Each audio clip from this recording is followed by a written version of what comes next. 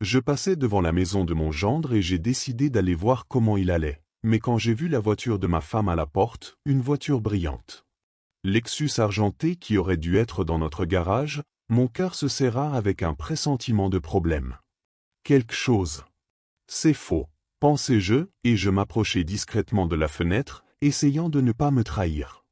Ce que j'entendis à l'intérieur a détruit et changé mon monde à jamais. Avant de continuer, veuillez vous abonner à. Suivez la chaîne et dites-nous où vous l'écoutez dans les commentaires.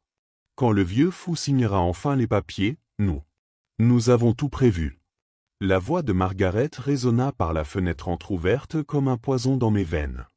J'étais assis, figé, dans ma voiture devant la maison de Brianna, les clés toujours suspendues au contact. Il y a 5 minutes, j'avais appelé mon. J'ai demandé à ma fille de lui faire une surprise en lui proposant un dîner. Désolé, papa. Je ne suis pas là. Mais Dan est là, occupé à régler des dossiers. Avait-elle dit joyeusement. Et pourtant, la Lexus argentée de Margaret était garée sans vergogne dans l'allée. J'ai coupé le moteur et je m'approchai de la fenêtre, les jambes tremblantes. À travers l'ouverture des rideaux, je les vois clairement, ma femme de 25 ans se prélassant sur le canapé de ma fille comme si elle était la propriétaire des lieux, et Dan appuyé contre la bibliothèque avec cette expression suffisante que j'avais appris à mépriser. La chronologie est parfaite, disait Dan, son avocat. Voix claire et satisfaite. Déposé en juin, revendiquer des divergences irréconciliables. Avec les nouvelles lois de l'Iowa, Margaret a droit à la moitié de tout ce qui a été acquis pendant le mariage, plus une pension alimentaire pour son conjoint. Pour la vie. Margaret rit. Ce tintement que j'avais autrefois trouvé charmant. Le secteur de la construction représente à lui seul 12 millions de dollars. Ajoutez à cela les propriétés locatives, les maisons de vacances et les investissements. Je regardais près de 20 millions au total. Mes mains tremblaient tandis que je cherchais mon téléphone. Il battait un record alors que Dan poursuivait sa thèse de droit. Ce qui est beau, c'est sa nature confiante. Alan n'en a aucune idée. Nous documentons ses actifs depuis des mois. Relevé bancaire, acte de propriété, évaluation d'entreprise, tout est déjà copié. Il fit un geste vers un dossier en papier Kraft posé sur la table basse. Il nous tendit pratiquement les clés de son royaume. 2 ans à jouer l'épouse dévouée, dit Margaret en examinant son ongle manucuré, faisant semblant de se soucier de ces histoires de construction ennuyeuses, hochant la tête avec sympathie quand il s'inquiétait. À propos de la paix. Mon Dieu, ce type croit vraiment que je l'aime. Une brindille craqua sous mon pied. Ils restèrent tous les deux figés. Au milieu de la conversation, les têtes se tournèrent vers la fenêtre comme des cerfs effrayés. Je me collai contre le mur de briques. Le cœur battant la chamade, la sueur me fouettait les côtes malgré le froid d'avril. « Tu as entendu quelque chose » La voix de Margaret portait une pointe de suspicion. « Sûrement le chat du voisin » répondit Dan après une pause. « Tu es paranoïaque. Peux-tu ? Tu me reprocheras si Alan découvrait ça avant qu'on soit prêt ? Il ne le fera pas. Cet homme ne pourrait pas repérer une conspiration si elle portait un enseigne au néon. » Le rire de Dan ne contenait que du mépris. « D'ici septembre, tu seras divorcé, riche et libre de faire ce que tu veux avec qui tu veux. » Je me suis forcé à rester caché. Jusqu'à ce que leur conversation reprenne, mon téléphone capturant chaque mot venimeux. Quand je suis finalement retourné à ma voiture 15 minutes plus tard, mon monde entier avait basculé. 25 ans de mariage, réduit à une séance de stratégie juridique entre ma femme et mon gendre. Le dossier sur cette table basse sentait. Moi. Des mois de planification, de documentation et de préparation. Pendant que je travaillais. Des journées de 16 heures pour construire notre avenir, dont ils avaient systématiquement cartographié la destruction. J'étais au volant.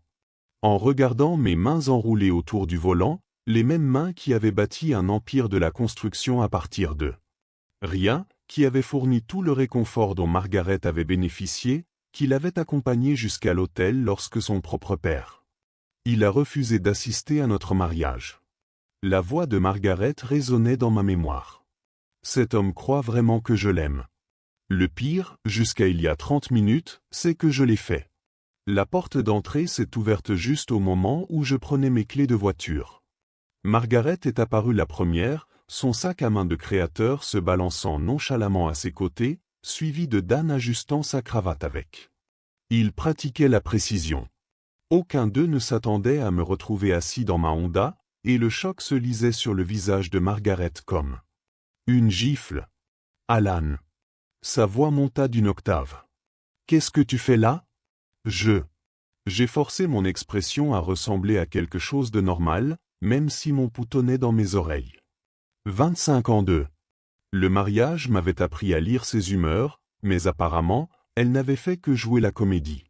Je venais de terminer un travail. Inspection du site à proximité. Je me suis allongé doucement en sortant de la voiture. Je pensais passer voir Brianna. Dan est intervenu. Protecteur plus près de Margaret, son instinct d'avocat se réveillant. Ses yeux gris pâles étudiaient mon visage avec une intensité inconfortable, à la recherche de failles dans mon récit. Elle n'est pas là. Margaret dit rapidement.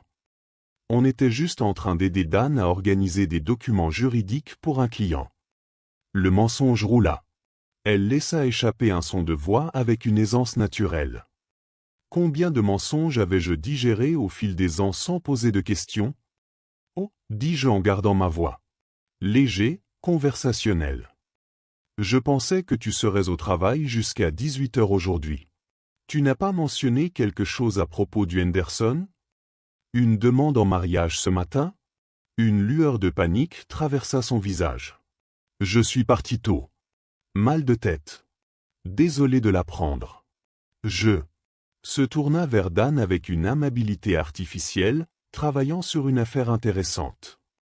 Division des actifs, répondit-il sans. Il réfléchit, puis se reprit. Pour un client en instance de divorce, une situation financière très complexe. L'ironie aurait été. C'était amusant si ça ne détruisait pas ma vie. Le regard de Margaret oscillait entre Dan et moi, calculateur. Depuis combien de temps ? Tu es déjà venu, Alan ? Je viens d'arriver. Pourquoi ? Sans raison, mais son sourire semblait pas. Tu sembles tendu. Tout va bien ? La femme qui avait comploté ma ruine financière. Pendant des mois, il s'est enquis de mon bien-être. J'ai failli rire. Longue journée, tu sais ce que c'est. J'ai fait un geste vers. Dan, ne me laisse pas interrompre ta séance de travail. On était en train de finir, dit Dan, sa main se posant possessivement sur le bas du dos de Margaret. Le geste semblait automatique, intime. Depuis combien de temps cela se produisait-il ? Le timing était parfait, alors. J'ai sorti mon téléphone pour vérifier l'heure, m'assurant qu'il pouvait voir l'appareil. Aucun des deux n'a réagi, mais j'ai capté le regard de Dan. S'attardant sur l'écran. Je devrais rentrer de toute façon. Le dîner ne cuit pas tout seul. Le rire de Margaret semblait forcé. Je serai. Bientôt. Je dois juste conclure quelques points. Prenez votre temps. J'ai ouvert la portière de ma voiture, puis je me suis arrêté comme si je me souvenais de quelque chose. Oh, Margaret. Docteur. Le cabinet de Patterson m'a appelé pour reporter votre examen médical. Il y avait un conflit avec votre travail. Son emploi du temps. Son visage resta figé une fraction de seconde. L'expression de quelqu'un dont le mensonge avait été dévoilé. Puis elle reprit ses esprits. Avec une rapidité impressionnante. Il doit y avoir une confusion. Je les appellerai plus tard. Pas de souci. Des choses arrivent. Je me suis glissé au volant, le cœur battant. À plus tard. En sortant de l'allée, je les ai observés dans mon rétroviseur. Ils sont restés figés jusqu'à ce que ma voiture disparaisse au coin de la rue, puis ils se rapprochèrent aussitôt, tête baissée dans une conversation urgente. La danse à trois de la tromperie était. Ils soupçonnaient que j'avais entendu quelque chose. Je savais qu'ils prévoyaient de me détruire, ainsi que nous tous. Prétendaient que tout était parfaitement normal. Margaret rentrait chez elle séparément, armée d'explications. Son départ anticipé du travail et sa présence chez Dan. Elle était probablement arrivée à une 12aine d'heures raisonnables. Des justifications au moment où elle a franchi notre porte d'entrée, mais elle n'était pas au courant de l'enregistrement sur mon téléphone. Minute d'un son cristallin qui allait tout changer. Je me suis engagé dans la circulation, les mains fermement sur le volant pendant. Pour la première fois depuis 1 heure. Le choc s'estompait, remplacé par quelque chose de plus froid et de plus précis. Ils pensaient. Ils jouaient aux échecs avec un joueur de dames. Ils allaient découvrir leur erreur. Le trajet de 15 minutes pour rentrer à la maison. Nous sommes passés dans un flou de feu de circulation et de mémoire musculaire. Ma Honda a trouvé son chemin dans notre allée circulaire sans direction consciente, au-delà des jardins bien entretenus. Margaret a insisté pour que nous payions quelqu'un d'autre pour l'entretien, au-delà du la fontaine qu'elle avait commandée pour nos 20 ans. Je suis resté assise dans la voiture quelques minutes, à contempler la maison. Je l'ai construite de mes propres mains en 1995. Chaque planche, chaque clou, chaque. Ce détail planifié était une lettre d'amour à la femme qui complotait maintenant pour me le voler. La porte d'entrée s'ouvrit sur un silence qui semblait différent, non pas paisible, mais creux. La présence de Margaret avait toujours rempli ses pièces. Avec des bavardages sur sa journée, des plaintes contre les voisins, de l'excitation pour ses nouveaux achats. Maintenant, je me demandais à quel point il y avait une performance. La photo de mariage sur la cheminée a d'abord attiré mon attention. Le 15 décembre 1987, Margaret radiant. Soie ivoire. Moi, maladroite dans un smoking de location. Nous rayonnions toutes les deux de ce que j'avais. Elle croyait que c'était le véritable bonheur. Elle avait 22 ans et travaillait comme secrétaire chez Morrison et Associés, au centre-ville. J'avais 37 ans. Mon entreprise de construction a finalement fait de réels bénéfices après 10 ans de journées de 12 heures et de dîners de nouilles instantanées. Nous nous étions rencontrés à la fête de Noël de l'entreprise cette année-là. Morrison était client. J'avais rénové leur bureau l'année précédente. Printemps. Margaret avait ri à ma terrible blague sur les bétonnières, un son comme des cloches d'argent qui faisait la poitrine serrée par un désir inattendu. Quand je l'ai invitée à dîner, elle a rougi et a dit oui. Si vite que je me demandais si elle attendait que je lui pose la question. Notre premier rendez-vous au restaurant italien Romano s'est prolongé jusqu'à minuit. Elle écoutait avec un intérêt sincère pendant que je décrivais mes rêves de construire quelque chose de durable, quelque chose qui nous survivra tous les deux. Ses yeux brillaient quand je parlais des maisons que je voulais créer, des familles que je voulais fonder. Tu ne construis pas seulement des structures, avait-elle dit en tendant la main par-dessus la table pour me toucher la main. Tu construire des maisons.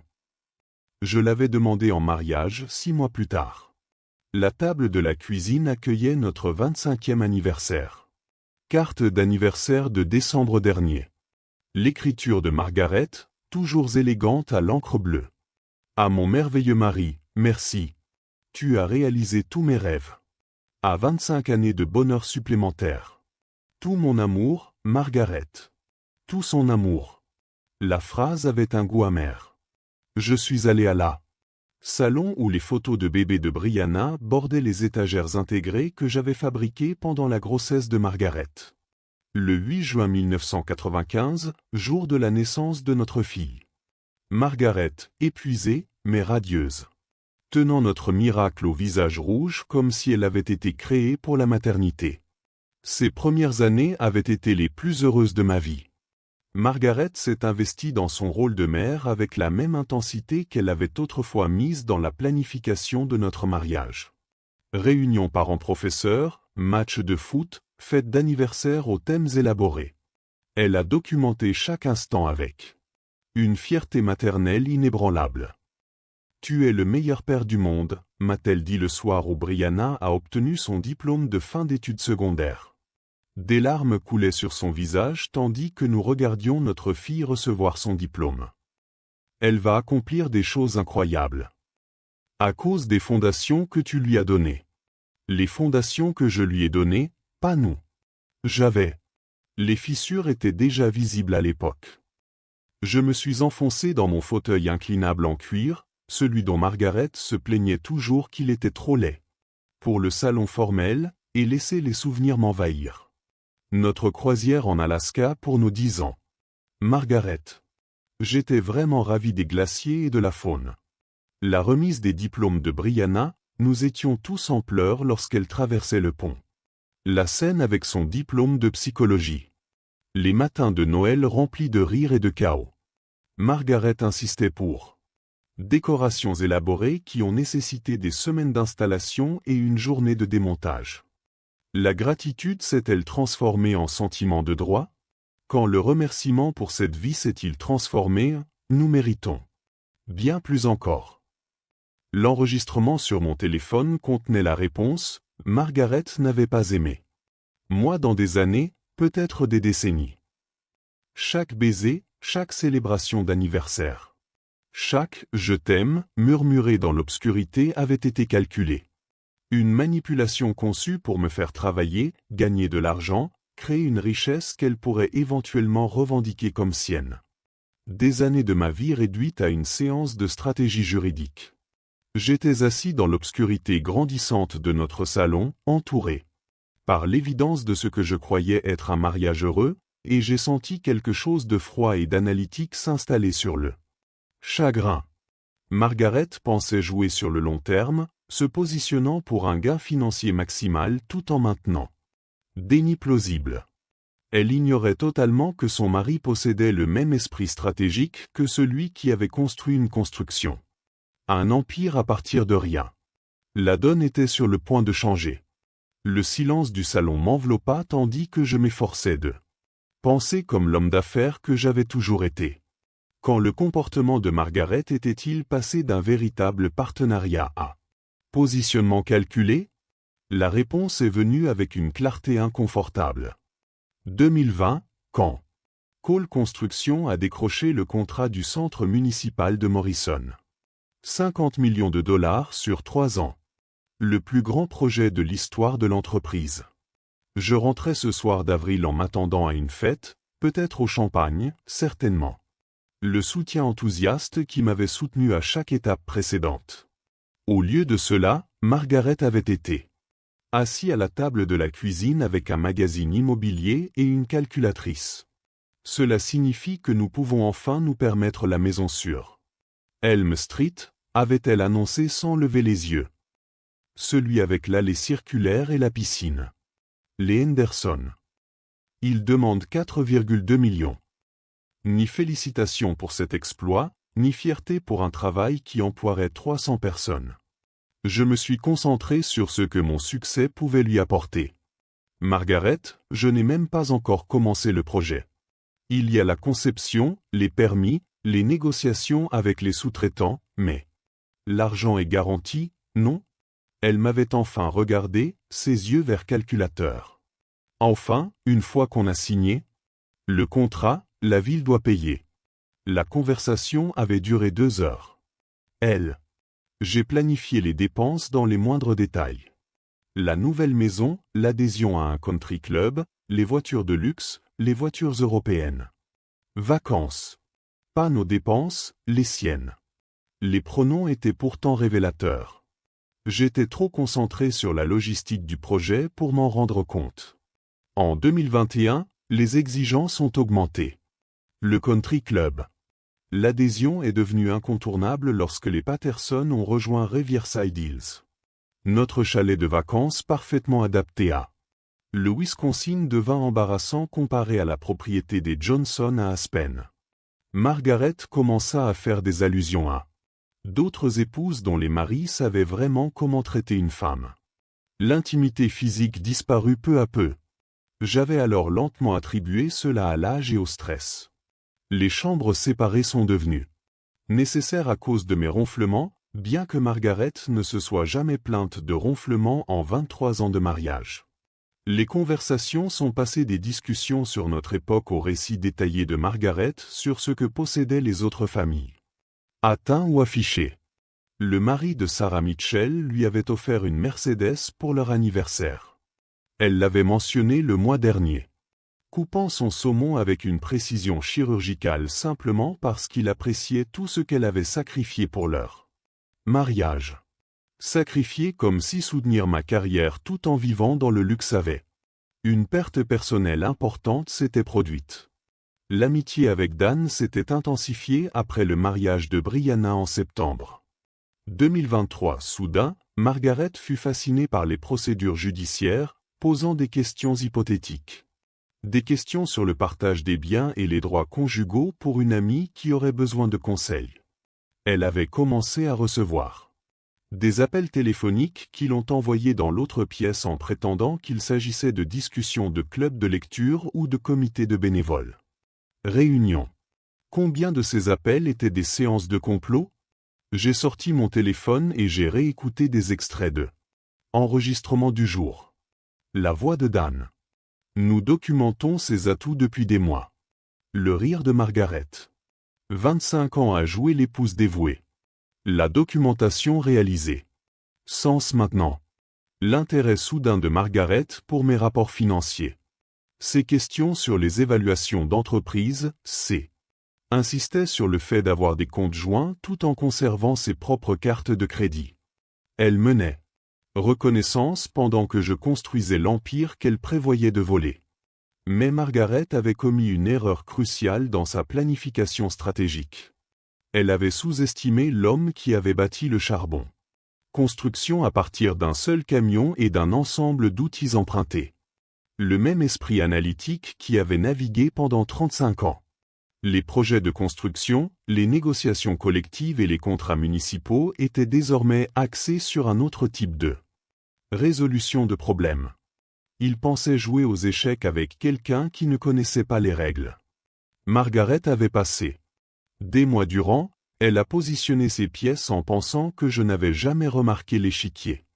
Elle était sur le point de découvrir que mon mari comprenait la stratégie mieux qu'elle ne l'aurait jamais imaginé. Je me suis levé. Je me suis installé dans mon fauteuil inclinable et je me suis dirigé vers mon bureau à domicile où des dossiers contenant 35 années de dossiers commerciaux étaient alignés sur des étagères intégrées. Déclaration de revenus, contrat, accord de partenariat, acte de propriété, tout. Margaret pensait avoir documenté secrètement ses faits et gestes. Mais je savais quelque chose qu'elle ignorait. Les véritables atouts n'étaient pas là. Fichier. J'ai pris mon téléphone et parcouru mes contacts jusqu'à trouver le numéro dont j'avais besoin. Marcus Webb. Mon comptable, mon ami et la seule personne qui était au courant des accords offshore que j'avais conclus il y a des années. À des fins d'optimisation fiscale. Il est temps de prendre une décision qui changerait tout. 3 jours de recherche méthodique avaient transformé mon bureau à domicile en un véritable champ de bataille. Chambre. 2 ordinateurs portables bourdonnaient doucement sur le bureau en acajou que j'avais construit il y a 15 ans. Leurs écrans affichaient des relevés bancaires, des bases de données juridiques et des registres fonciers. Bloc-notes jaune. Couvert toutes les surfaces remplies de colonnes étiquetées atouts, faiblesse. Chronologie et point de levier. Je m'étais rasé soigneusement ce matin-là, j'avais enfilé mon plus beau costume de la marine, et j'avais enfilé. Margaret disait toujours que mes lunettes de lecture me donnaient une allure distinguée. C'est étrange à quelle vitesse le chagrin pouvait se cristalliser en stratégie, alors que vous aviez 35 ans d'expérience en affaires. Marcus Webb m'avait été plus utile que je n'aurais osé le faire. J'espère. 3 comptes offshore que j'avais ouverts il y a des années à des fins d'optimisation fiscale, tout à fait légaux et entièrement documentés, mais invisibles pour quiconque ne possède pas de compétences en comptabilité judiciaire. La reconnaissance amateur de Margaret. La mission avait manqué le véritable trésor.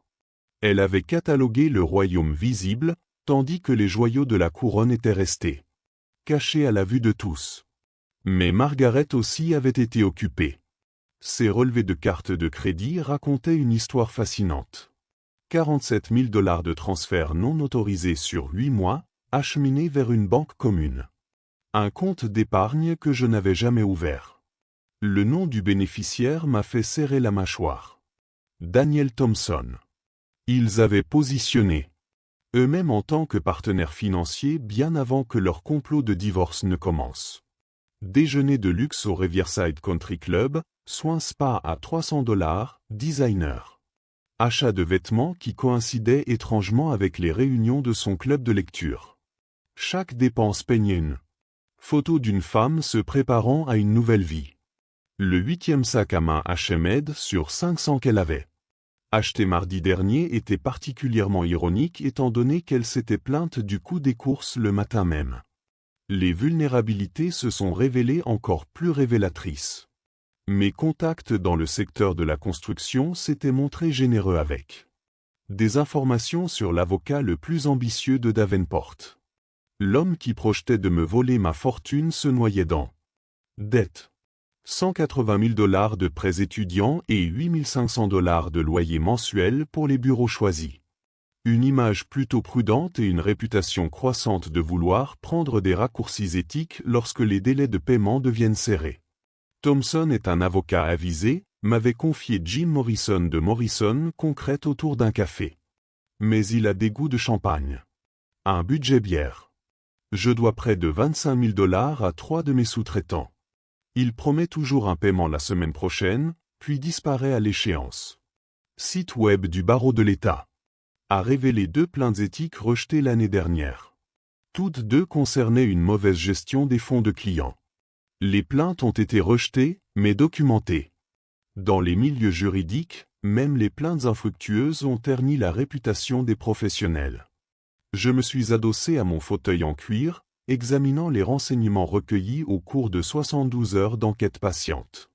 Margaret et Dan avaient catastrophiquement sous-estimé leur adversaire. Ils avaient vu un mari confiant qui. Il travaillait de longues heures et s'interrogeait rarement sur les dépenses du ménage. Ils n'avaient pas su reconnaître l'esprit analytique qui les avait à transformer la construction de charbon à partir d'un seul camion en une entreprise de $12 millions. Le téléphone sonna, me tirant de ma rêverie stratégique. Le nom de Brianna apparut sur l'écran. Écran. Salut, mon cœur. J'ai gardé une voix chaleureuse. Normal. Comment se passe ta journée? Papa. J'ai une question à te poser. Son ton exprimait la neutralité prudente qu'elle utilisait avec une patience troublée. Est-ce tout? Comment ça va entre toi et maman ces derniers temps? Il y a une tension étrange à chaque fois que je suis avec vous deux. Ma main s'est resserrée sur le téléphone. Que savait-elle? Que lui avait dit Dan sur leur complot? Qu'est-ce qui vous fait poser cette question? Chose. Maman semble stressée par l'argent, ce qui est étrange vu que les affaires marchent si bien. Et Dan n'arrête pas de poser des questions bizarres. Des questions sur la structure de votre entreprise, comme le fonctionnement des partenariats et qui contrôle quels actifs. Elle marqua une pause. J'ai l'impression qu'il cherche des informations, mais je ne comprends pas pourquoi. Il cherche des informations. Ma fille. Sa formation en psychologie avait permis de déceler le comportement prédateur que sa mère et son mari pensaient dissimuler. Juste par curiosité, pour comprendre le fonctionnement du monde des affaires, dis-je prudemment. Ta mère a toujours été intéressée par sécurité financière. Peut-être. Mais Brianna n'avait pas l'air convaincue. Papa, si. Quelque chose n'allait pas, vraiment pas, me disiez-vous, non? La question restait en suspens entre nous comme une question chargée. Arme. Lui dire quoi? Que sa mère prévoyait de me détruire financièrement? Que son mari orchestrait une conspiration? Que la famille en qui elle avait eu confiance toute sa vie était bâtie sur des mensonges? Bien sûr, ma chérie, mais tout va bien. Juste les pressions habituelles du travail. Après avoir raccroché, je me suis assis, les yeux rivés sur mes notes de recherche. Dan. J'avais insisté auprès de ma fille pour obtenir des informations sur la structure de mon entreprise. L'étendue de leurs renseignements. L'opération de collecte était plus vaste que je ne l'avais imaginé. Il était temps de m'assurer qu'ils obtenaient exactement les informations souhaitées. J'étais encore en train de traiter l'avertissement de Brianna concernant la partie de pêche de Dan lorsque ma ligne sécurisée a sonné. Sarah Chen, ma comptable depuis 12 ans, avait la voix claire et professionnelle. Alan, j'ai l'atout. Document de protection prêt à être signé. Lorsque vous avez mentionné vouloir mettre à jour la planification successorale, j'ai pris la décision. La liberté de rechercher des structures optimales. Un instant. Il ne s'agit pas seulement de planification successorale, n'est-ce pas? Comment? Je suis perspicace à votre égard. 28 ans en jury-comptabilité vous apprennent à lire entre les lignes. Dois-je vous demander quel genre de... La menace contre laquelle nous nous protégeons? La menace domestique. Le silence de Sarah parlait. Volume. Elle avait géré 3 divorces pour mes superviseurs de chantier. Elle connaissait le terrain. Je vais devoir. Tout sera prêt d'ici midi, a-t-elle déclaré. Les actifs de l'entreprise seront entièrement protégés de toute responsabilité juridique personnelle. Action. Quiconque envisage de s'en prendre à vos finances personnelles ne verra même pas l'argent réel. À 10 heures, j'étais assis en face de Tom Bradley, président de la First National Bank et mon partenaire de golf depuis 15 ans.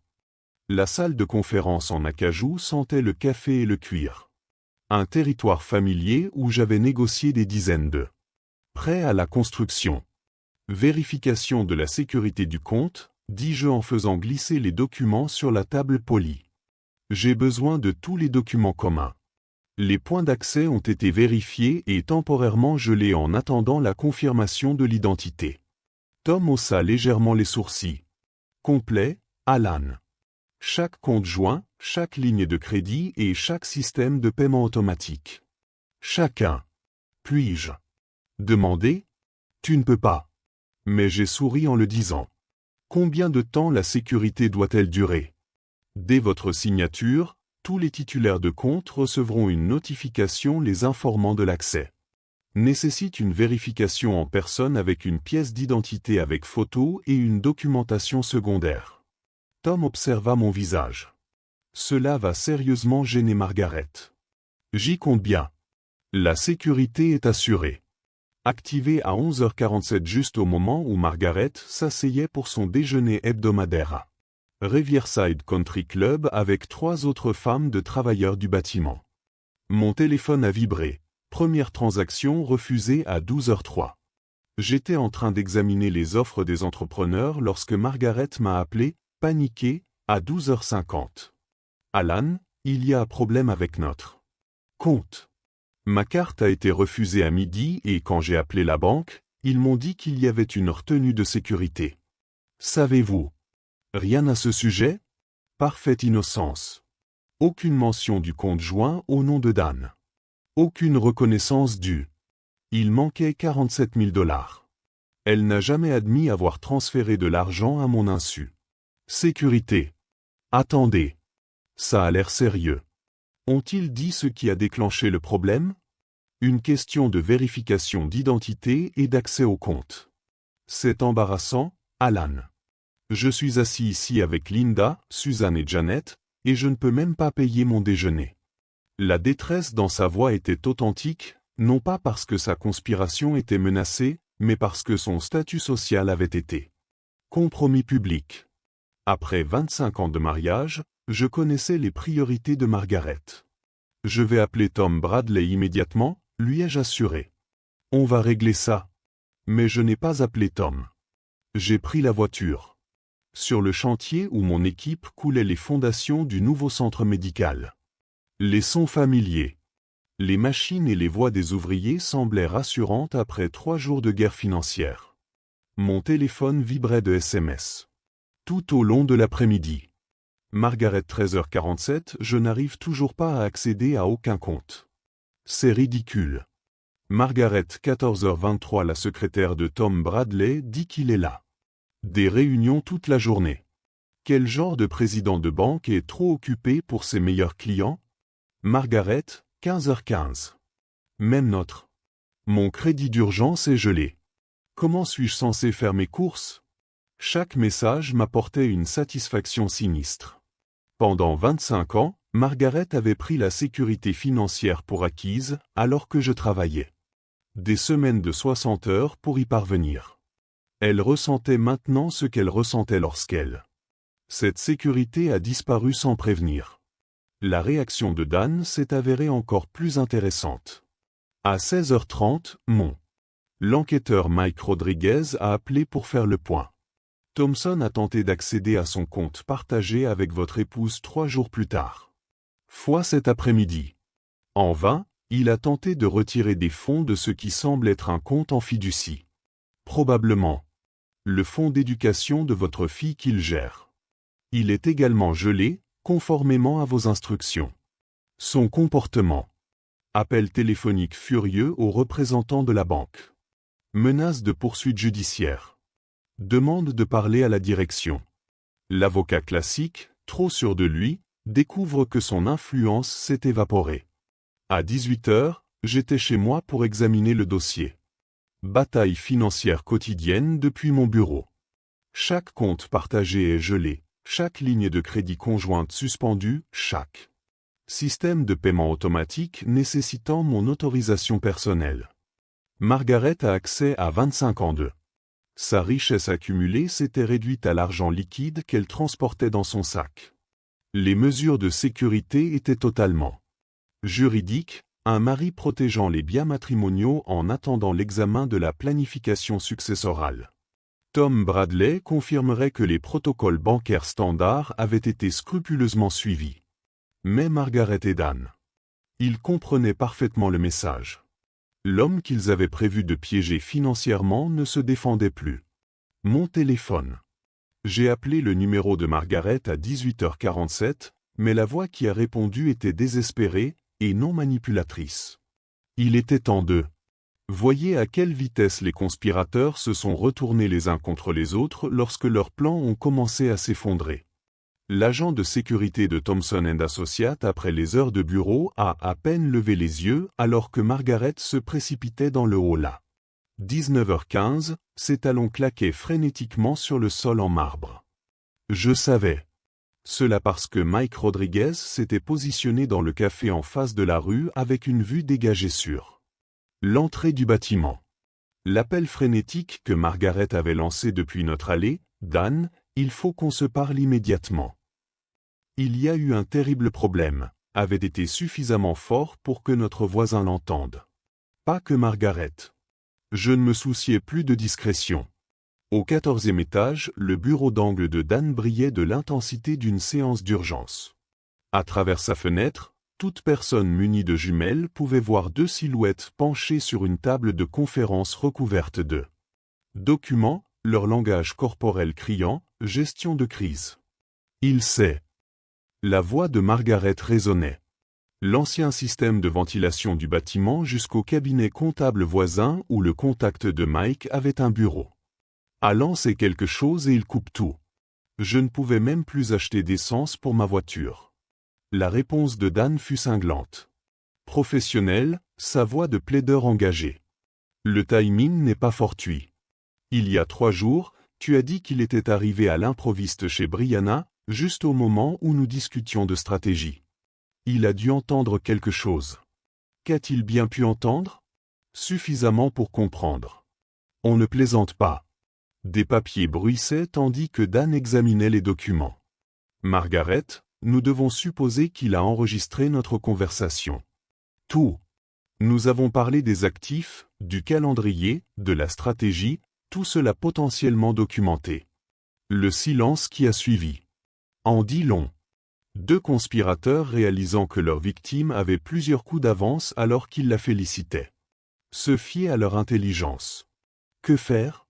La voix de Margaret avait perdu son confiance antérieure. On accélère tout. Fini les approches graduelles.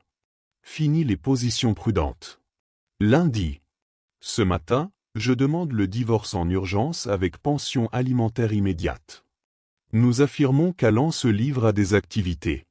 L'abus financier en limitant l'accès aux biens matrimoniaux. L'abus financier? Le ton de Margaret. Aiguisé avec intérêt. Cela semble juridiquement convaincant. Dan termina. Nous.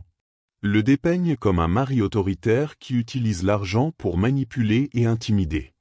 Les comptes gelés deviennent la preuve. Ses comportements abusifs, et non sa stratégie défensive. D'autres articles sur le catch. Leçon d'un esprit illégal passant en mode attaque totale. J'aurais besoin que vous documentiez les cas de violence psychologique, financière. Contrôle, tactique d'intimidation. Repensez à votre mariage. À tout moment, Alan a pris des décisions financières sans vous consulter, à chaque fois qu'il a remis en question vos dépenses, à chaque fois qu'il a utilisé de l'argent pour influencer votre comportement, ça va être difficile. Dan Allen n'a jamais. Il a été contrôlant en matière d'argent. Il a même été trop généreux. On redéfinit alors la générosité comme une manipulation. Le fait qu'il vous fournisse des soins prouve qu'il a créé une dépendance financière pour garder le contrôle. Chaque don, chaque luxe, chaque choix de vie confortable devient la preuve de sa stratégie d'isolement systématique. L'époustouflant. L'audace était impressionnante par son ampleur. Il comptait exploiter les 25 années de dévouement et de générosité d'Allen, déformant chaque acte d'amour en preuve d'abus.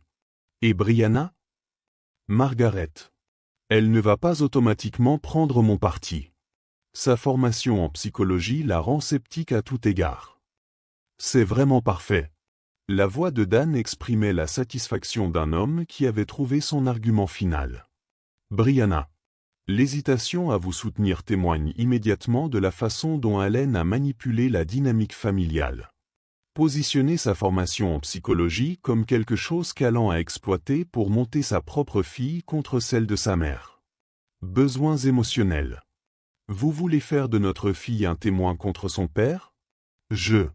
Vous voulez préserver votre avenir financier, Margaret. Grâce à sa formation professionnelle, Brianna témoigne d'une valeur supplémentaire. Poids. Si elle exprime une quelconque inquiétude concernant la dynamique familiale, nous la présentons comme. L'avis d'un expert psychologique confirmait les schémas manipulateurs d'Allen. Le plan était élégant dans sa malveillance globale. Transformer le scepticisme professionnel de la fille en preuve contre. Père. Reconsidérer chaque acte d'amour comme une manipulation. Transformer la protection financière défensive en preuve de abus. Lundi matin, Dan a continué, je dépose une demande d'ordonnance restrictive d'urgence. Empêchant tout mouvement supplémentaire d'actifs, une pension alimentaire immédiate de 15 000 $ par mois et une exclusivité temporaire. Occupation du domicile conjugal. D'ici mercredi, il sera présenté comme un mari violent qui a besoin d'être jugé.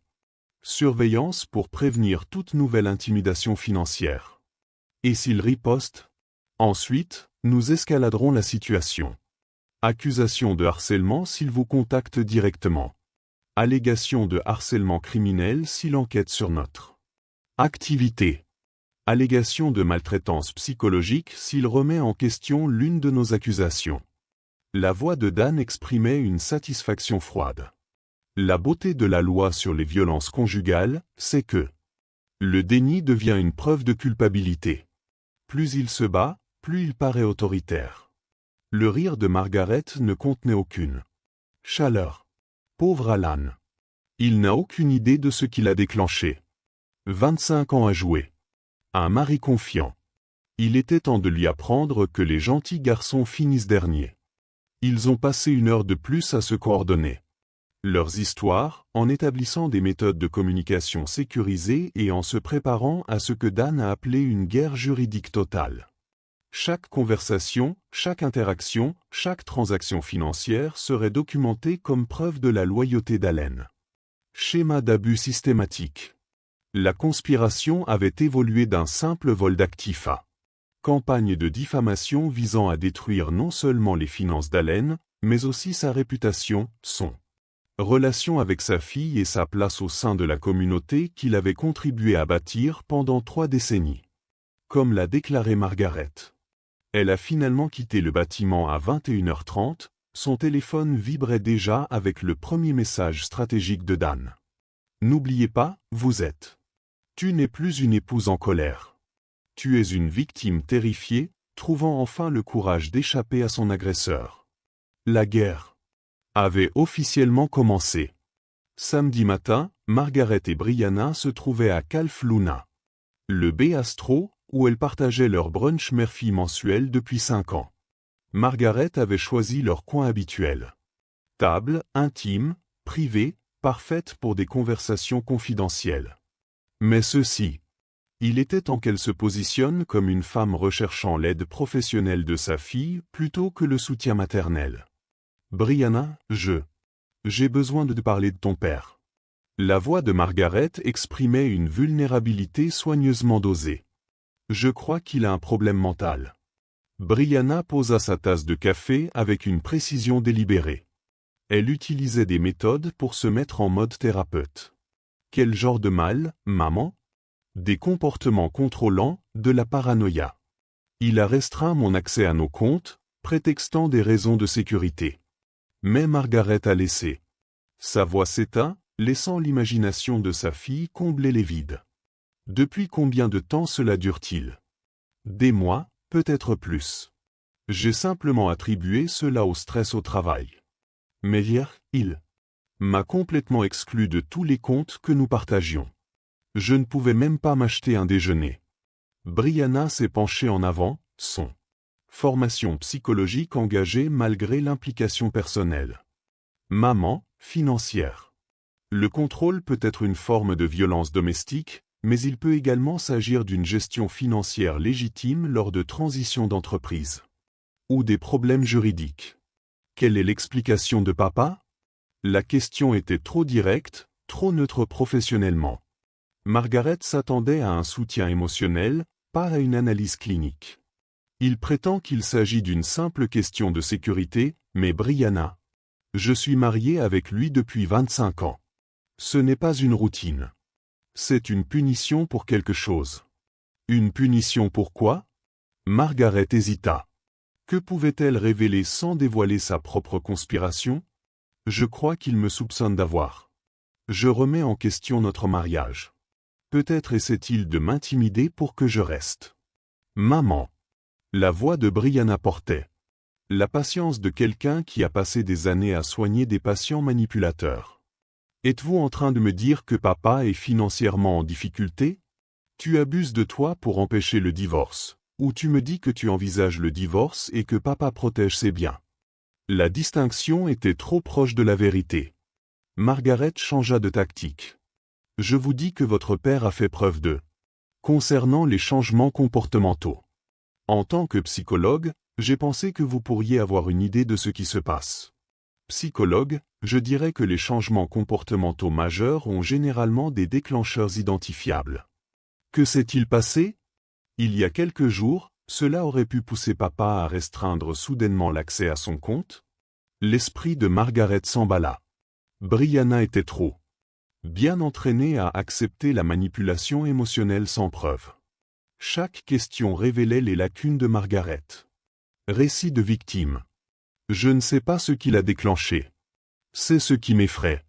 Mais Brianna observait le visage de sa mère. Avec un détachement clinique, une lecture professionnelle des micro-expressions et des incohérences verbales. Maman, es-tu? Vous me demandez des conseils psychologiques, ou me demandez-vous de prendre parti dans un conflit conjugal? La question brutale a brisé mon cœur. La stratégie de manipulation de Margaret.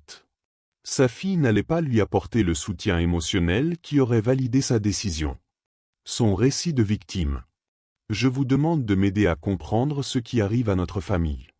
Ensuite, je vous suggère de faire une conversation honnête avec papa à propos de ses préoccupations au lieu de me demander de le psychanalyser en fonction de votre interprétation de son comportement. Margaret quitta le veau. 20 minutes plus tard, furieuse. Face au détachement professionnel de sa fille et s'inquiétait des conséquences. Si Brianna refusait, si elle soutenait automatiquement les affirmations de sa mère, le récit de la victime s'effondrerait sous l'examen professionnel. Pendant ce temps, à 40 mètres de là, au siège de Cole Construction, je recevais des renseignements qui allaient remodeler l'ensemble du champ de bataille. L'appel de Jim Morrison est arrivé à 10h15. Juste au moment où je consultais les rapports de chantier du week-end, allant à penser que vous seriez intéressé par le sujet. Dan Thompson a des problèmes. Le barreau de l'État se prépare. Il paraît qu'ils enquêtent sur sa gestion des paiements des entrepreneurs sur le Affaire Mitchell. De quel problème s'agit-il? 3 sous-traitants ont porté plainte. Concernant un non-paiement le mois dernier. Thomson a perçu des honoraires auprès de son client, mais n'a jamais effectué de versement à transaction. Violation classique du compte en fiducie s'ils peuvent le prouver. J'ai posé ma café, l'esprit calcule immédiatement les implications. Sérieux? Sérieux. Le barreau a donc programmé une audience la semaine prochaine. Thomson se démène pour trouver 23 000 $. Pour indemniser les sous-traitants avant la fin de l'enquête. 23 000 $? Le montant exact que Dan devait, selon mes recherches. Jim, ces sous-traitants seraient-ils disposés à discuter? Leur expérience avec Thomson si un membre du secteur de la construction les contactait? Absolument.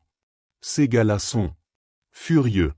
Thomson avait promis un paiement sur 6 mois, avait toujours des excuses et imputait toujours les retards à son client ou au tribunal. Procédure. Ce sont de petits opérateurs qui ne peuvent pas se permettre d'absorber ces pertes. J'ai passé les 3 heures suivantes à élaborer des stratégies. Appel téléphonique. Bob Martinez de Martinez Electrical, qui attendait depuis 8 mois. Pour 7 400 $. Steve Shen de Shen Plumbing, à qui on doit 9 200 $ depuis la dernière. Octobre. Randy Foster de Foster Roofing, attend toujours 6 500 $ d'un. Travaux terminés en novembre. Chaque conversation a suivi le même schéma. Appel de courtoisie professionnelle de call.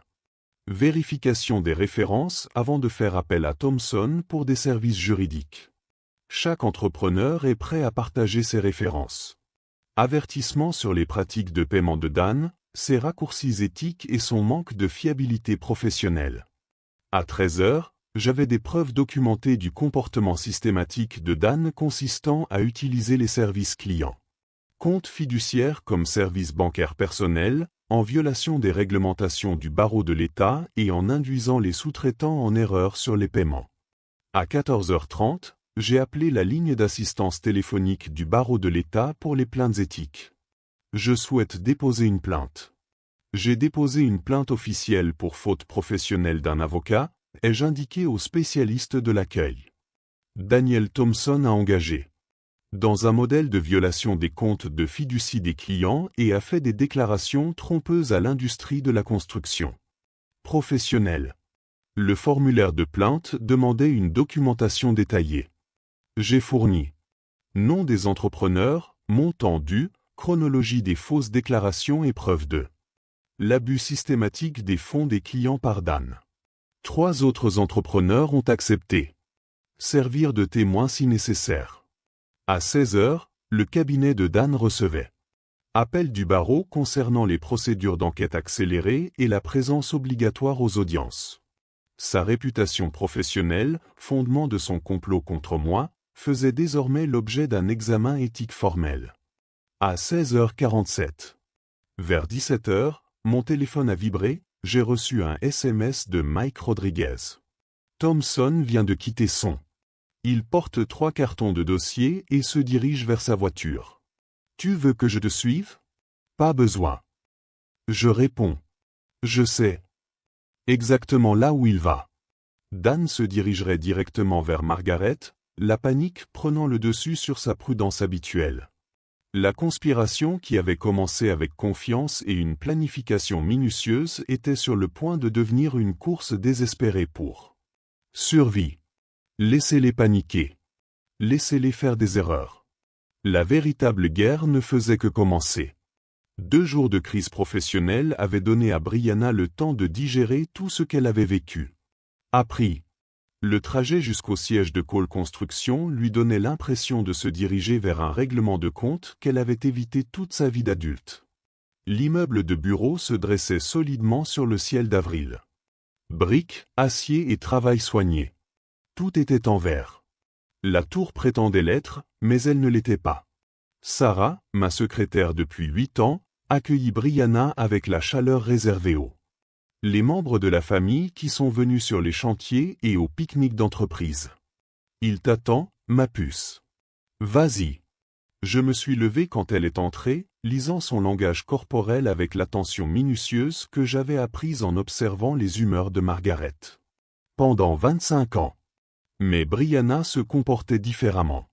Posture professionnelle, la distance clinique, l'attitude de quelqu'un qui a pris des décisions difficiles. Papa, il faut qu'on discute de ce qui se passe. Entre toi et maman. Sa voix conservait la neutralité prudente qu'elle utilisait avec une patience troublée. J'ai passé 2 jours. J'analyse la situation et j'ai besoin de comprendre votre point de vue. Que vous a dit votre mère? Que vous manifestez? Comportement de contrôle, manipulation financière, possible abus émotionnel. Elle était assise en face de mon bureau, les mains jointes avec précision. Elle veut que j'appuie son récit de victime en utilisant mon expertise professionnelle. Les informations d'identification. Le langage clinique était discordant, venant de ma fille, mais j'ai reconnu sa stratégie. Elle m'aime émotionnellement pour évaluer les faits objectivement. Et vous, qu'en pensez-vous? Je crois que maman a essayé de me manipuler de la même manière qu'elle te manipule apparemment. Les yeux verts de Brianna, ressemblant beaucoup à celui de Margaret, mais plus clair d'une certaine manière, étudia mon visage. Montre-moi-le. Des preuves, papa. J'ai besoin d'entendre ce que tu as entendu. J'ai hésité. Une fois que j'ai joué ça. Enregistrement, il n'y aurait aucun moyen de la protéger de la vérité sur sa mère et son mari. Mais Brianna avait 30 ans. Psychologue agréé, capable de gérer la réalité. J'ai appuyé sur lecture sur mon téléphone. La voix de Margaret a rempli la bureau. Quand le vieux fou signe enfin les papiers, on aura tout ce qu'on avait prévu. L'expression de Brianna ne changea pas. Changement pendant la première minute. Détachement professionnel maintenu alors qu'elle écoutait sa mère se moquer de 25 ans de mariage entendu d'Anne calculer des stratégies juridiques pour un dommage financier maximal. Absorber leur discussion froide sur le calendrier et la répartition des actifs, mais lorsque Margaret a dit 25 ans de jeu. Le sang-froid de l'épouse dévouée Brianna craqua légèrement, ses mains se crispèrent une fois puis se détendirent. L'enregistrement se termina dans le silence. Tendu entre nous comme un pont qu'aucun des deux ne voulait traverser en premier. Maintenant tu sais, demanda-t-elle. Finalement, 6 jours. J'ai entendu cette conversation chez toi mardi dernier. Et tu as fait quoi? Élaborer une stratégie de défense tout temps. Elle faisait comme si tout était normal. Quelque chose comme ça. Elle s'est adossée à sa chaise, réfléchissant. Maman m'a demandé de évaluer votre état mental. Elle voulait que je lui fournisse un avis professionnel indiquant que vous présentiez des comportements abusifs. Que lui as-tu dit? Que je ne pouvais pas évaluer quelqu'un de manière éthique sans une évaluation appropriée? Que ces affirmations semblaient incompatibles avec vos schémas comportementaux habituels. La voix de Brianna exprimait désormais une pointe de colère. Elle essaya d'utiliser ma formation comme une arme, papa, contre toi et contre les normes professionnelles. Le poids de la trahison, non. Juste à moi, mais à elle, installée entre nous. Je suis désolé que tu sois entraînée là-dedans, ma chérie. Moi non plus. Son ton s'est durci. Avec détermination. Je suis heureux de connaître la vérité. La question, que va-t-il se passer maintenant? J'ai étudié le visage de ma fille. J'ai vu la force que j'avais contribué à construire, mais une indépendance que je ne pouvais contrôler. À toi de choisir, Brianna. Je ne te demanderai pas de choisir ton camp. Je l'ai déjà fait. Elle se leva. En haut. Décision prise. Je choisis la vérité plutôt que la loyauté familiale. Je choisis l'épreuve plutôt que émotion. Et j'ai choisi de soutenir le parent qui n'a pas tenté de manipuler mon éthique professionnelle. Le soulagement m'a submergé. Une voix m'a traversé, suivie immédiatement d'inquiétude. Et Dan? Et lui? Sa voix devint froide. Mon mari a participé à un complot visant à ruiner financièrement mon père pendant, utilisant mon cabinet de psychologie comme couverture. Ce mariage est terminé. Brianna, papa, je ne prends pas cette décision sous le coup de la colère. Je la prends en me basant sur une évaluation de son caractère et sur des preuves comportementales. Elle a déménagé vers la porte, puis marqua une pause. Je témoignerai honnêtement de la dynamique familiale si nécessaire, mais je ne serai la victime de personne. Arme, y compris la vôtre. Je comprends. Bien, parce qu'il y a encore une chose que je dois le faire. Elle a quitté mon bureau avec la démarche déterminée de quelqu'un qui a trouvé la clarté morale dans une situation conçue pour. Détruis-le.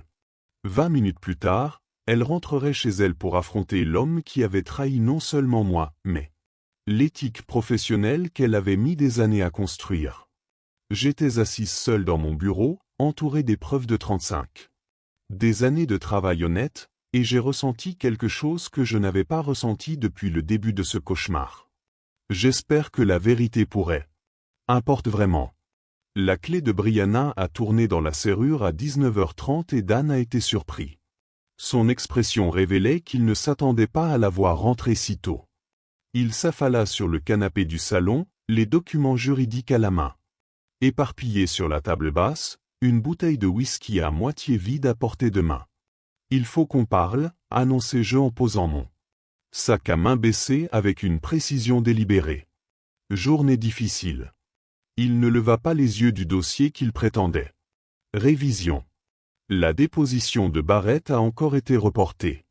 Je suis au courant du complot, Dan. Il releva brusquement la tête. Le masque de l'avocat prudent tomba, révélant un désespoir caché. Quel complot? Celui-là même. Où vous et ma mère aviez prévu de détruire financièrement mon père tout en utilisant mes qualifications en psychologie pour soutenir de fausses allégations d'abus. Je suis resté debout, conservant mon avantage. J'ai entendu l'enregistrement. Chaque. Il posa son verre de whisky avec un calme exagéré. Brianna, je crois que tu as mal compris. 25 ans à jouer l'épouse dévouée. Ça vous rappelle quelque chose? Son visage s'est vidé de ses couleurs. Dan Thompson, qui pourrait contester? Des affaires devant la Cour suprême de l'État, ressemblait soudain à un homme qui voyait son monde s'effondrer. Qu'avez-vous entendu? Tout. Stratégie de répartition des actifs, calendrier, calcul des honoraires, évaluation de performance de maman. J'étais assis en face de lui, gardant une distance professionnelle. Notre mariage faisait-il partie de ce plan? 3 jours plus tard, Margaret découvert que la destruction sociale progressait plus vite que les procédures judiciaires. La salle à manger du Riverside Country Club bourdonnait de conversations sur le brunch du samedi, mais des groupes de femmes sont tombés. Silencieuses alors qu'elles s'approchaient de leur table. Linda Patterson, sa partenaire de bridge pour 5 ans, je suis devenu fasciné par ses œufs, Bénédicte, quand Margaret s'est arrêtée pour dire « Bonjour ». Suzanne Morrison a préféré réclamer un appel urgent plutôt que de poursuivre leur conversation.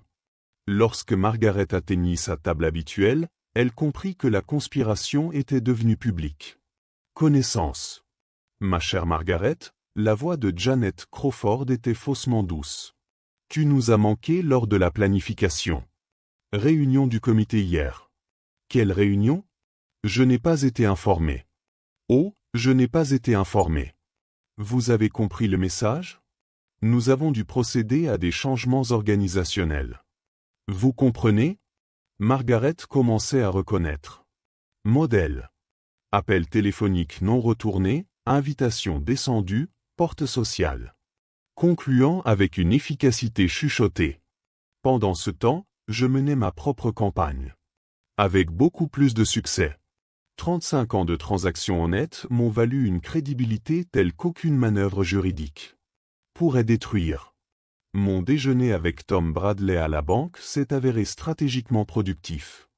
J'ai partagé mes inquiétudes concernant difficultés familiales avec juste assez de détails pour établir les faits sans paraître vindicatif. Margaret est notre. Mon gendre a apparemment élaboré des plans concernant nos biens, ai-je mentionné autour d'un café. J'ai dû mettre en œuvre des mesures de protection. La réponse de Tom était exactement ce que j'espérais. Compréhension professionnelle mêlée de sympathie personnelle pour un ami confronté à une trahison familiale. La chambre 2. La réunion du conseil d'administration du commerce ce soir-là s'est avérée tout aussi utile. Lorsque Jim Morrison a demandé des explications sur l'absence de Margaret. Lors du récent dîner de collecte de fonds, j'ai expliqué avec une réelle tristesse. Difficultés conjugales révélées. Parfois, on découvre que les gens ne sont pas ceux qu'on croyait. Dit, laissant transparaître sa déception. 2 ans de mariage, et il s'avère que elle avait prévu ça. Eh bien, je suis contente de l'avoir découvert quand je l'ai fait. Dimanche soir, l'isolement social de Margaret était terminé. Le comité des membres du country club a programmé un examen de routine de son statut. Le conseil d'administration de l'association a accepté sa démission de poste qu'elle n'avait jamais proposée. L'effondrement professionnel de Dan s'est accéléré parallèlement à l'exil social de Margaret. 3 de ses principaux clients ont mis fin à leur relation, invoquant préoccupations concernant le jugement et les normes éthiques. Le compte Miller Industries, d'une valeur annuelle de $200 000, a envoyé un lettre officielle exprimant la perte de confiance dans le pouvoir discrétionnaire du conseil. Le dimanche frénétique de Margaret. L'appel nocturne à Dan exprimait un désespoir que je pouvais entendre à travers les murs fins de leur appartement. Tout le monde connaît Dan. Tout le monde. Je ne peux pas me montrer nulle part dans cette ville. Nous déposerons des requêtes d'urgence lundi matin. Forcerons Allen à position défensive. Avant quoi? Avant de perdre ma licence d'avocat. Avant de retourner vivre chez ma sœur en Minnesota. Leur séance de récrimination mutuelle a duré jusqu'à minuit. 2. Conspirateurs découvrant que la culpabilité partagée n'était pas synonyme de solution partagée. Demain leur apporterait. Dernier pari désespéré. J'étais prêt. Lundi matin, j'ai trouvé Margaret dans le bureau du centre-ville de Linda Hawthorne, une avocate spécialisée dans les divorces dont la réputation de pratiquer la terre brûlée lui avait valu notoriété et cachets élevés. La salle de conférence vitrée surplombait le palais de justice où Margaret. Il espérait me détruire, mais l'expression de l'avocat suggérait un optimisme limité. Madame Cole, j'ai examiné vos documents. La voix de Linda exprimait un scepticisme professionnel. La situation financière de votre mari. Les mesures de protection semblent juridiquement fondées. Les titulaires d'un compte joint ont le droit de restreindre l'accès pendant le mariage. Discord. Mais c'est de l'abus financier. Le désespoir de Margaret transparaissait dans son personnage de victime. Il est contrôlant. Chaque aspect de mon accès à l'argent que nous avons gagné ensemble. L'argent qu'il a gagné, selon les dossiers fiscaux couvrant 25 années. Linda a consulté ses notes. Vos contributions aux revenus semblent minimes. Vous n'ont pas travaillé à l'extérieur du foyer depuis 1989. Le visage de Margaret rougit. La femme au foyer représentait le luxe et la sécurité. Elle ressemblait désormais à une preuve de dépendance. Qu'en est-il de la violence psychologique? Tactique d'intimidation? Quels incidents précis pouvez-vous documenter? La question était en suspens. Margaret avait passé des nuits blanches à essayer de reconstituer des schémas de maltraitance crédibles datant de 25 ans. De la considération et de la générosité sincère d'Allen. Il est autoritaire à propos. L'argent. Il l'a toujours été. Pouvez-vous donner des exemples de menaces, d'intimidation physique, d'isolement familial ou des amis? Eh bien non, mais Madame Cole, les cas de violence domestique nécessitent des preuves. Votre mari vous a-t-il déjà menacé physiquement, empêché de quitter la maison, surveillé votre communication? Chaque question troublait-elle le récit inventé de Margaret? Alan n'avait jamais. Il a élevé la voix avec colère, n'a jamais restreint ses activités, n'a jamais remis en question ses amitiés. À 10 pâtés de maison de là, Dan a découvert que les enquêtes du barreau se déroulaient avec une efficacité bureaucratique quand il le souhaitait. Réponse. L'appel du comité d'éthique de lundi matin a eu des implications au-delà du sous-traitant. Retard de paiement. Monsieur Thompson, nous avons reçu des plaintes supplémentaires concernant votre gestion des comptes fiduciaires de nos clients. Plus précisément, des allégations selon lesquelles vous auriez utilisé les fonds de clients pour des dépenses personnelles en attendant la résolution de l'affaire. Main serrée au téléphone. Ces allégations sont infondées. J'ai toujours tenu une comptabilité rigoureuse. Nous avons documentation de Martinez Electrical montrant des factures soumises il y a 8 mois avec des promesses de paiement en attente. Approbation du client. Pourtant, votre client a réglé il y a 6 mois. Où sont ces fonds actuellement? La réponse était personnelle. Compte courant où les paiements des entrepreneurs avaient été détournés pour couvrir le loyer des bureaux et les prêts étudiants. Il semblait qu'une gestion ingénieuse des flux de trésorerie se transformait désormais en détournement de fonds. Il y a peut-être eu des retards administratifs. Monsieur Thompson, nous prévoyons une audience officielle pour jeudi matin. Vous aurez besoin des relevés financiers complets de tous les comptes clients remontant à 18 mois. D'ici mercredi soir, Margaret et Dan avaient atteint le désespoir qui engendre des décisions dangereuses. Leur séance de stratégie d'urgence chez Dan. Le bureau presque vide donnait l'impression que des généraux préparaient un assaut final sans munitions. Nous devons déposer une plainte nationale. Allégation de violence, annonça Margaret avec une fausse assurance. C'est le seul moyen de le forcer à se mettre sur la défensive. Margaret, les fausses allégations de violence domestique sont des accusations criminelles si nous sommes pris, étant donné les preuves qu'il a probablement. À quelles preuves? Je n'ai jamais rien dit devant des caméras ou des témoins qui puissent contredire. Je me suis arrêté, me souvenant de l'enregistrement qui avait déclenché cette cascade. Cet enregistrement prouve que nous avions planifié des opérations financières. Stratégie, sans documenter ces abus. Nous reformulons donc la situation. Votre expertise juridique, mon témoignage de la victime, récit de manipulation émotionnelle et de contrôle financier à long terme. Dan la fixa du regard. De l'autre côté de la table de conférence. 6 mois plus tôt, elle était une femme au foyer ennuyée en quête d'excitation. Maintenant, elle était. Je propose un parjure devant un tribunal fédéral. Si cela échoue, nous risquons tous deux des poursuites pénales. Si nous n'essayons pas, je risque la peine de mort. La pauvreté et vous risquez de toute façon la radiation. La voix de Margaret exprimait le calcul de quelqu'un qui avait perdu. Tout sauf la capacité de vaincre les autres. Au moins, comme ça, on finit par se battre. Jeudi matin. L'audience sur l'ordonnance de protection déterminerait si leur Ave Maria avait réussi, ou s'ils avaient simplement fourni à Allan davantage de preuves de complot. Aucun des deux ne réalisa que leur adversaire avait passé toute la semaine documentant chaque appel téléphonique, chaque rencontre désespérée, chaque mensonge qu'ils avaient dit à leurs avocats et amis. Alan Cole n'était pas. Il ne faisait plus que se défendre. Il construisait un dossier d'accusation. Le tribunal du comté de Davenport estimait différent le 1er mai, comme si 35 ans de réputation honnête s'étaient cristallisés en quelque chose de tangible que je pouvais emporter au combat. La juge Patricia Hendricks présidait le tribunal des relations familiales.